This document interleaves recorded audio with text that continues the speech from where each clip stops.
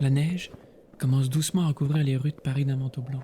Je presse le pas afin de me rendre dans cette petite salle au 14 boulevard des Capucines près de l'Opéra. La nuit est calme, quelques badauds resserrent leurs pelisses et se hâtent de trouver un cocher. J'entends des sabots résonner au loin, étouffés par les flocons jaunis des réverbères. Ils ont été prudents dans leur démarche. Réaliser une première exposition publique de leur procédé à Paris un 28 décembre, c'est s'assurer qu'un échec ne sera que partiel. L'invitation attirera forcément quelques curieux venus s'abriter des bourrasques hivernales. Et si le jeu en vaut la chandelle, la salle de 100 places sera pleine à craquer et le succès, un véritable triomphe. Drôle d'invitation tout de même. Ces industriels lyonnais sont persuadés de la singularité de leur invention, persuadés au point d'inviter tout le gratin parisien. Enfin, m'y voilà. Le cinématographe. Quel nom étrange. Cet appareil permet de recueillir tous les mouvements et de reproduire ensuite ces mouvements en projetant grandeur naturelle devant une salle entière leurs images sur un écran. J'espère ne pas être déçu, cela ressemble fort aux lanternes magiques de mon théâtre. Laissons-leur une chance, l'appareil a fait un tabac en mars dernier à Paris. Je décide donc d'entrer dans le grand café. Une fois ma capote déposée au vestiaire, je descends les escaliers et je m'engouffre dans la chaleur du salon indien afin d'y trouver une place assise. La salle est presque vide. Nous nous trouvons alors, les autres invités et moi, en présence d'un petit écran semblable à ceux qui nous servaient pour les projections Molteni, et au bout de quelques instants, une photographie immobile représentant la place Bellecour à Lyon apparut en projection. Un peu surpris, j'eus à peine le temps de dire à mon voisin « C'est pour des projections qu'on nous dérange ? J'en fais depuis 10 ans. » Je terminais à peine cette phrase qu'un cheval traînant un camion se mit en marche vers nous, suivi d'autres voitures, puis des passants. En un mot, toute l'animation de la rue. À ce spectacle, nous restâmes bouche bée, frappés de stupeur, surpris au-delà de toute expression. Puis défilèrent le mur, s'abattant dans un nuage de poussière. L'arrivée d'un train, le bébé mangeant sa soupe avec comme fond des arbres remuant au vent, puis la sortie des usines Lumière, enfin le fameux arroseur arrosé. À la fin de la représentation, c'était du délire, et chacun se demandait comment on avait pu obtenir un pareil résultat. Dès la fin de la séance, je faisais des offres à Monsieur Lumière pour l'achat de ses appareils pour mon théâtre. Il refusa. J'avais pourtant été jusqu'à 10 000 francs, somme qui me paraissait énorme. Monsieur Thomas, directeur du musée Grévin, offrait 20 000 francs. L'Allemand, directeur des Folies Bergères, également présent, surenchérit à 50 000 francs. « Jeune homme, me répondit le père Lumière, mon invention n'est pas à vendre. Pour vous, elle serait la ruine. Elle peut être exploitée quelque temps comme une curiosité scientifique. En dehors de cela, elle n'a aucun avenir commercial. » Et le jeune homme destinataire de cette prophétie erronée n'était autre que le futur pionnier du langage cinématographique, Georges Méliès. Et Monsieur Lumière n'avait pas tort, les recettes de la première journée sont médiocres. Elles atteignent seulement 35 francs, à peine de quoi couvrir les frais de location de la salle. Mais le lendemain, le succès commence. Intrigués par le mot imprononçable de cinématographe, les curieux se hasardent dans les sous-sols du Grand Café. S'ils n'ont rien compris au mécanisme des projections, en dépit d'une notice affichée à la porte, ils ont été émerveillés et sont remontés sans voix, subjugués par ce nouveau type de spectacle. Et ces Parisiens, loin de s'enfuir, se hâtent au contraire de prendre les passants comme témoins de leur émerveillement. On les voit bientôt revenir, amenant avec eux les personnes de connaissance qu'ils ont pu trouver sur les boulevards. Dans l'après-midi, le public faisait déjà une queue considérable, et certains jours, la recette atteignait 2500 francs, ce qui suppose plus de 2000 personnes et 20 séances complètes par jour. À partir de cette soirée hivernale du 28 décembre 1895, plus jamais dans le monde, le soleil ne se couchera sans que des films soient projetés dans une salle obscure. Pendant plusieurs années, sous la même direction et sans que le programme soit renouvelé d'une façon notable, l'exploitation de la salle du Salon indien va se poursuivre avec un inlassable succès en France, puis à travers le monde. Le cinématographe est immédiatement un phénomène mondial et une réussite commerciale. On distingue tous les détails, les vagues de la mer qui viennent se briser sur les plages, le frémissement des feuilles sous l'action du vent. Il faudrait citer tous ces petits tableaux de genre. C'est la nature prise sur le fait. Tout cela vit, marche, court. Voilà de véritables portraits vivants. Cette transposition de la vie, ce transfert d'être allant, venant, respirant sur la toile, comme dans la rue, c'est le spectacle le plus extraordinaire qu'on puisse voir. Georges Sadoul s'exclamera « c'est le vif même, c'est le mouvement pris sur le vif ». Interrogeons-nous alors sur les raisons de cette exceptionnelle réussite du cinématographe, mais également sur les affinités entre l'impressionnisme et le cinéma des frères Lumière. L'impressionnisme, courant pictural vieux de 20 ans en 1895, s'impose et se diffuse dans la société. L'Olympiade Manet, décriée et refusée au salon de 1863, entre en 1890 au musée du Luxembourg. La peinture impressionniste est enfin acceptée par l'administration des Beaux-Arts, qui fait entrer le legs de la collection du peintre Gustave Caillebotte dans les musées nationaux parisiens cette même année. Le cinéma des Frères Lumière et le courant impressionniste semblent alors s'entremêler. L'importance du motif d'après nature, les sujets de la vie quotidienne, la réflexion sur le cadrage, le traitement du mouvement ou de la lumière, toutes ces thématiques sont communes aux deux médias. Peut-on alors réduire le travail des Frères Lumière et de Georges Méliès à une simple transposition cinématographique du courant impressionniste ? Voyons cela de plus près. Les Frères Lumière, Auguste et Louis, descendent d'une famille bourgeoise d'industriels lyonnais, et leur père, Antoine Lumière, menuisier de formation et peintre à ses heures perdues, devait sûrement détester les impressionnistes et valoriser une peinture lisse et claire qu'ils essayaient de reproduire dans leur entreprise d'appareils photographiques pionnière en Europe. Comment se fait-il alors que les Frères Lumière semblent si proches dans leur réalisation des peintures impressionnistes ?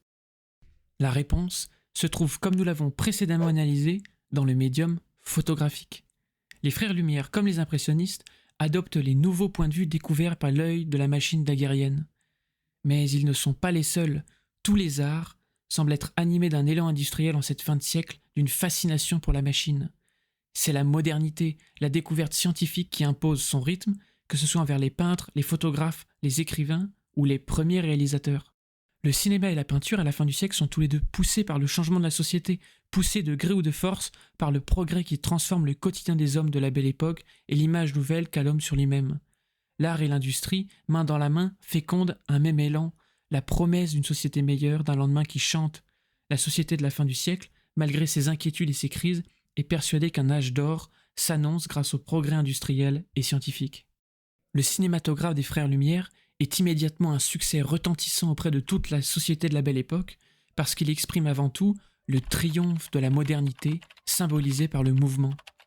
Le cinéma projette une victoire de la science sur la mort, une nouvelle source pour l'histoire avec un grand H, un monde nouveau que ce soit dans le domaine des sciences, de la médecine, de l'éducation, de la communication, de l'information, de l'archivage. À l'aube du XXe siècle, la représentation du mouvement de la machine, symbole de modernité, captive autant les écrivains, les peintres et les cinéastes. Puis, avant la mise en marche, il y eut un silence.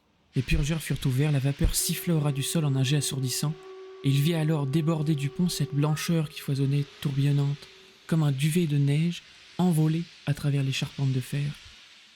Le cinéma suscite ainsi l'admiration du public pour sa qualité d'attraction et d'immersion, son pouvoir de rendre visible une réalité qui semblait jusque-là s'être dérobée à la représentation. Rendre visible la réalité du mouvement devient alors une obsession des peintres qui l'interprètent à leur guise. Degas, dans ses danseuses par exemple, représente dans la fixité de l'image peinte le passage du temps grâce à une diagonale franche et un espace vide sous les yeux du spectateur qui suggère la présence future de la danseuse. Dans une position précaire, au point culminant d'un mouvement, les bras levés en équilibre sur ses pointes, la danseuse est sur le point de s'avancer vers le spectateur. L'image de Degas est donc un instant dans une séquence de mouvements que l'on imagine grâce à l'espace qu'il taille dans sa toile. Jean-Léon Gérôme, de son côté, invente une image cinématographique 30 ans avant le cinéma, en mettant l'accent sur l'immersion de la scène, le moment fatidique figé dans le temps. L'image est statique, pourtant l'on entend le vacarme du Colisée, l'on prend part à la violence du combat. L'histoire prend vie. Émile Friant choisit lui d'incarner le mouvement à travers une composition ingénieuse. Les formes rectangulaires représentent les parties statiques, le mur, les grilles, le mendiant. La famille forme un cône et le vide au centre, malicieusement laissé, nous donne cette impression de mouvement, cette impression que la jeune fille va d'un instant à l'autre déposer sa pièce. Opposer les pleins et les vides, les formes géométriques, afin de donner vie à notre imagination et au tableau. L'œuvre, récompensée à l'exposition universelle de 1889 par une médaille d'or, témoigne d'un nouvel appétit à la Belle Époque pour ces tableaux vivants. Le triptyque du Bon Marché de Félix Vallotton est mon exemple favori de mouvement dans la peinture, grâce à l'usage chez Vallotton de l'arabesque et du montage des images. L'arabesque donne l'impression de mouvance, tandis que les trois panneaux composés différemment et se répondant sous-tend l'idée d'un montage, d'une scène prise sous différents angles. L'opposition entre les vides et les pleins vient ajouter par un jeu savant de masse une illusion d'animation, de vie. Louis Lumière disait à propos de ses réalisations « Je ne désirais que reproduire la vie ». Et cette fascination pour le mouvement a deux facettes dans le balbutiement du cinéma entre 1895 et 1905 en France. D'un côté, la réalité du monde enregistrée avec minutie par les frères Lumière, de l'autre, la fascination pour l'irréel, le trucage, l'étrange, le surnaturel avec Georges Méliès. La machine cinématographique, à la fois au service de notre monde mais également créatrice d'un monde nouveau. Élève occasionnel de Gustave Moreau, Georges Méliès a certainement pris le goût pour le fantasque, l'imaginaire, dans l'abondance des décors et des costumes, de la primauté de la figure humaine avec une sensibilité pour les récits étranges, chère à Moreau. Homme de spectacle, Georges Méliès se tourne vers le cinéma en 1896, où il va réutiliser son immense savoir-faire technique en tant que prestidigitateur, mais également son talent poétique et imaginatif. Réalisateur prolifique de près de 600 films, scénariste, acteur et producteur, il fonde la société Starfilm, qui sera un temps la plus dynamique maison de cinéma au monde. Son chef-d'œuvre, Le Voyage dans la Lune, mélange entre Jules Verne et Wells, le succès du film réside dans la création de costumes, de décors cohérents et débordants d'imagination, mais surtout dans l'usage inédit de trucs, d'effets spéciaux comme moyen d'expression de la narration du film. Regardez plutôt ce passage. Sitôt le coup parti, l'obus traverse rapidement une toile peinte. Puis on voit la lune s'approcher des spectateurs. C'est une maquette en plâtre qui a été photographiée avec une caméra sur chariot. On lui substitue ensuite par fondu enchaîné une autre maquette qui montre la lune avec un obus dans l'œil. L'effet garde de sa superbe encore aujourd'hui et témoigne d'une connaissance technique moderne du montage inégalée à son époque. Ruiné par une concurrence déloyale d'Edison et une gestion financière douteuse, Georges Méliès brûle en 1923 la plupart de ses réalisations et devient marchand de jouets et de bonbons, gare Montparnasse, avec son ancienne actrice Jeanne Dalcy jusqu'à sa mort en 1938. Les frères Lumière et Georges Méliès représentent donc les deux faces d'une même pièce, celle de la ferveur fin de siècle qui rêve d'un âge d'or façonné par la science et l'industrie, celle du triomphe de la modernité et du mouvement. Car l'année qui vit en 1895 la naissance du cinéma est riche en d'autres inventions. Marconi réussit la première émission radio, Opel conçoit le moteur à combustion interne, Perrin met en évidence l'existence des électrons, Röntgen découvre les rayons X et prend la première radiographie le 22 décembre, celle de la main de sa femme. La peinture connaît à cette période ce même élan créateur. Depuis 15 ans déjà, Monet, Renoir, Pissarro, Sisley ont abandonné leurs recherches en équipe et chacun creuse sa fibre artistique et trace sa voie en solitaire. Cézanne, dans le sud de la France, poursuit sa quête de la géométrisation des formes, tandis que Van Gogh, dans le nord, embrasse dans ses derniers souffles sa fièvre créatrice et repousse par des explosions colorées le post-impressionnisme dans ses derniers retranchements. Pissarro, de son côté, se lie d'amitié avec les néo-impressionnistes Seurat et Signac, tandis qu'une nouvelle génération, initiée par Gauguin à l'école de Pont-Aven en Bretagne, élabore une esthétique neuve, synthèse des arts qui se concrétisera plus tard à Paris avec le groupe des Nabis. Plus largement en Europe, une nouvelle génération de peintres va finir par entrer en lutte face à ce rouleau compresseur de la modernité, considéré comme suffocante et décadente. La société change trop vite, l'artiste est dépassé. Un besoin de spiritualité, d'irrationnel, va alors surgir dans la peinture en cette fin de siècle au début du XXe, afin de se reconnecter à quelque chose de transcendant, de se retrouver dans une symbolique immortelle. Mais cette rupture avec la modernité sera consommée bien plus tard, dans la première moitié du XXe siècle. Car l'élan de la modernité finit par dépasser l'homme qui prend peur, et le positivisme industriel s'estompera aussi vite qu'il s'est propagé au sein des artistes. Plus qu'un allié, la modernité deviendra un fardeau, une fatalité que doit combattre ou dompter l'artiste.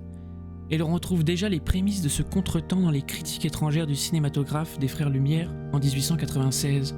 « J'étais hier au royaume des ombres. Si vous saviez comme cela est effrayant. Il n'y a là ni son, ni couleur. Tout, la terre, les arbres, les hommes, l'eau et l'air, tout y est d'une couleur grise et uniforme. Ce n'est pas la vie, mais une ombre de vie. Ce n'est pas le mouvement, mais une ombre de mouvement dépourvue de son. Cette vie grise et silencieuse finit par vous troubler, vous oppresser. Vous avez l'impression qu'elle contient comme un avertissement, dont la signification vous échappe, mais qui est lugubre et étreint votre cœur d'angoisse. Vous oubliez peu à peu où vous êtes, d'étranges images surgissent dans votre tête, votre conscience semble s'obscurcir, se perturber.